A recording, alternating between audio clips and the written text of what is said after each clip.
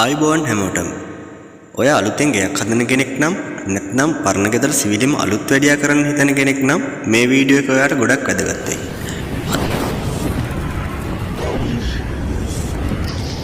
SL වැඩ කිඩ. ආයුබෝවන් හැමෝටම. ඔය අලුතෙන් ගෙයක් හදන කෙනෙක් නම් නැත්නම් පරණ ගෙදර සිවිලිම අලුත් වැඩියා කරන්න හිතන කෙනෙක් නම් මේ වීඩියෝ එක ඔයාලට ගොඩක් වැදගත් වෙයි. අද මම කතා කරන්නේ සිවිලිමක් ගහන්න කලින් ඔයා අනිවාර්යයෙන්ම දැනගන්න ඕන කරුණු කිහිපයක්. මේ දේවල් දැනගත්තොත් ඔයාට අනවශ්‍ය වියදම් ගොඩක් ඉතිරි කරගන්න පුළුවන්. ඒ වගේම ලස්සන ශක්තිමත් සිවිලිමක් හදාගන්නත් පුළුවන්. අපි බලමු මොනවද ඒ කරුණු කියලා. පළමු වෙන කරුණ. සිවිලිම ගහන්න කලින් පළමුවෙන්ම බලන්න ඕන දේ තමයි සිවිලිම ගහන්න ඔයාගේ වහලේ තත්ත්වය.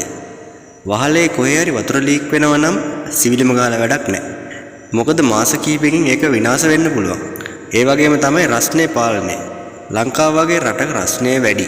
ඒ නිසා වහලෙයි සිවිලිමයි අතරට හීට් ඉන්සුලේෂන් එකක් දාන එක ගොඩක් වටිනවා.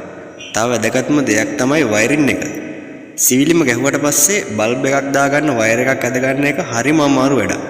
ඒ නිසා ලයිට් පොයින්ට් ටික කලින්ම ප්ලෑන් කරන්න. දෙවෙනි කරුණ.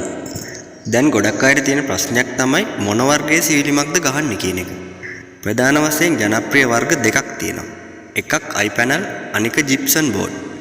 iPanel මේක ඉක්මනින් වැඩේ ඉවර කරගන්න පුළුවන්. පේන්ට් කරන්න ඕනේ නැහැ. නඩත්තුව ලේසි. නවීන වෙනමකුත් තියෙනවා. අනිත් වර්ගය තමයි gypsum board.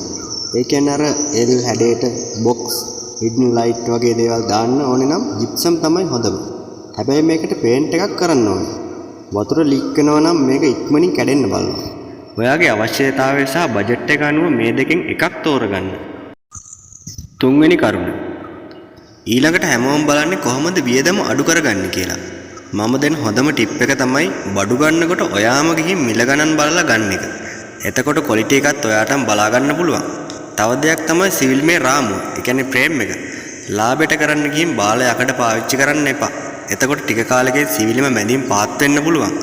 මුලින් ටිකක් වියදම් කරලා හොඳ ෆ්‍රේම් එකක් ගැහුවොත් පස්සේ කාලෙක එන නඩත්තු වියදම් ඔක්කොම ඉතිරි වෙනවා. මේ කරුණ ටික ඔයාගේ වැඩේට ලොකු උදව්වක් වෙයි කියලා මම හිතනවා.